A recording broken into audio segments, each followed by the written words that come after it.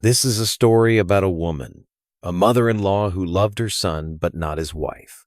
Her name was Margaret, and her son's name was Jonathan. Margaret's love was fierce, but twisted by pride and control.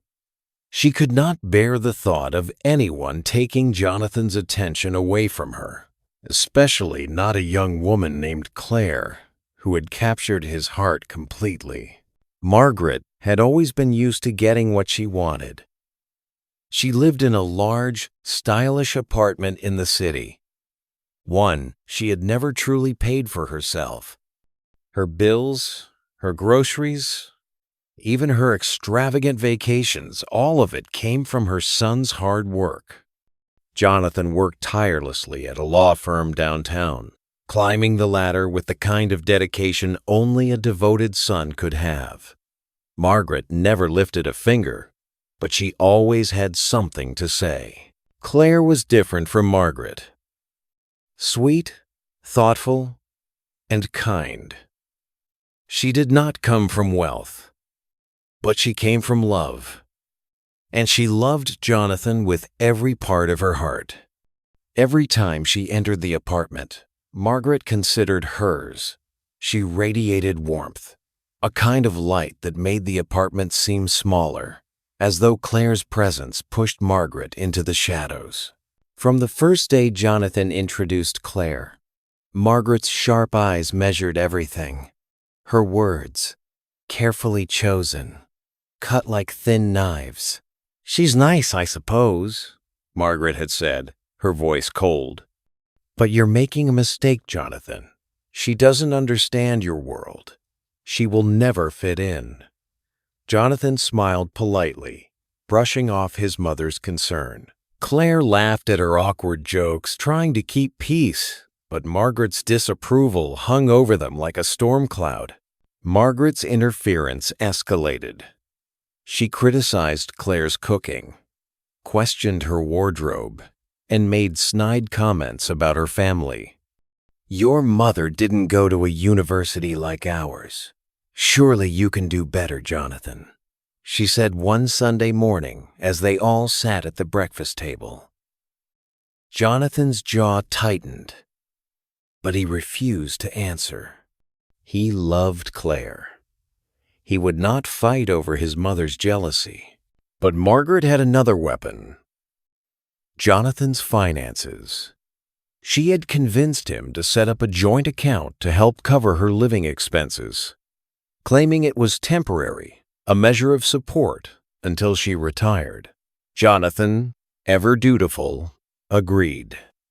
And so, while she spent his money on designer handbags, spa appointments, and weekend getaways, Clare quietly tightened her budget, paying her own bills and struggling to save for their future.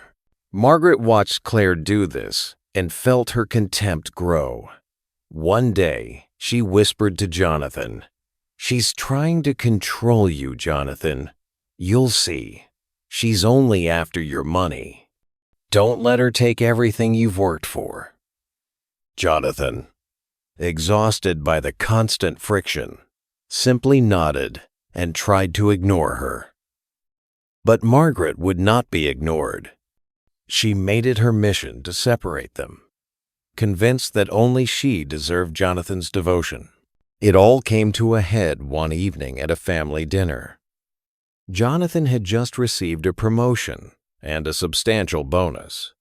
He was smiling, telling Clare about the news, when Margaret suddenly leaned forward.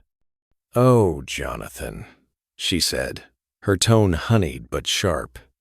"I think you should reconsider that bonus. You should use it to cover my expenses. Clare will understand, I'm sure.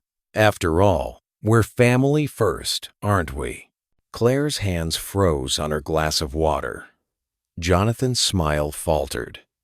He opened his mouth to speak, but Margaret cut him off. "I've worked my whole life for you, Jonathan. I sacrificed everything. Do you think Clare understands that? Do you think she appreciates how much I've done for you?" Jonathan swallowed hard. He had never seen his mother like this, so commanding, so unyielding. "Mom, that's enough," he said quietly. "Claire and I handle our finances. This is not about you." Margaret's eyes blazed. "Not about me?" She laughed, sharp and cruel. "You would have nothing without me. And yet, you let her walk into your life, taking your love, your attention, your loyalty. I won't let this happen." From that day, Margaret's subtle manipulations escalated into overt sabotage. She canceled appointments Claire had scheduled, spread rumors among Jonathan's colleagues about his wife's influence, and even began hinting that Claire's family was untrustworthy. Jonathan, torn between his mother and his wife, tried to protect Claire, but every attempt seemed to give Margaret more reason to tighten her grip.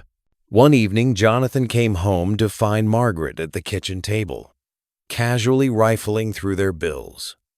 "Jonathan," she said, without looking up, "I've been thinking. This lifestyle is too much for us. We need to adjust. I'll handle the finances from now on. It's only right." Jonathan froze. His hands shook. "Mom, you can't do that. This is our account. Claire and I." Margaret slammed her hand down on the table. "Enough. You're a fool if you think you can manage money without me. You're still my son, and I know what's best. Claire will see that eventually." That night, Jonathan and Claire cried together. The woman he loved, his partner, felt powerless in the face of his mother's control, and Margaret, with all her spending and manipulation, sat comfortably, convinced she had won. But Claire was no pushover. Quietly, she began to document everything: Margaret's purchases, her interference, her lies. She met with a lawyer and prepared to protect herself and Jonathan from his mother's overreach. She refused to argue or fight directly, letting Margaret's own recklessness and greed speak for itself. Weeks later, Jonathan received a notice.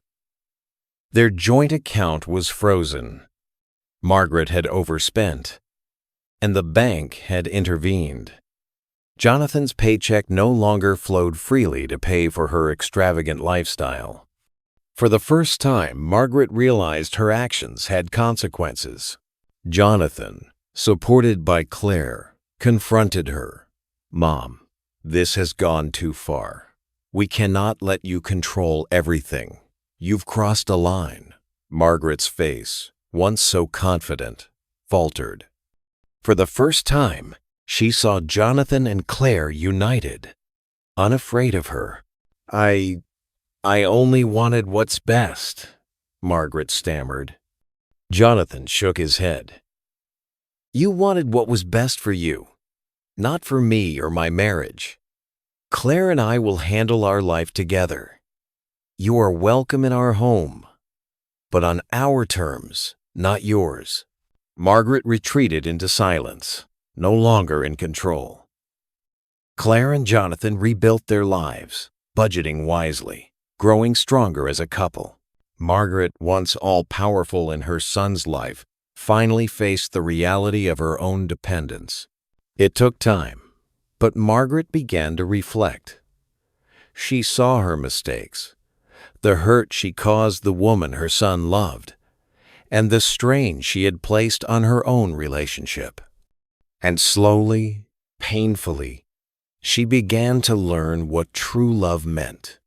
Not control, not selfishness, but sacrifice and humility. Claire and Jonathan's love endured, unbroken by greed and manipulation, and Margaret eventually learned that the most powerful influence she could have was not over her son's wealth or choices, but over the example she set in her own heart. Dear viewers, this story reminds us that love is not possession. and that control and selfishness can destroy the bonds we hold most dear. Sometimes, those who seem powerful and untouchable are the ones most in need of humility and compassion. Now, let us know in the comments. Do you think Margaret could truly change? Or had her greed permanently harmed the family?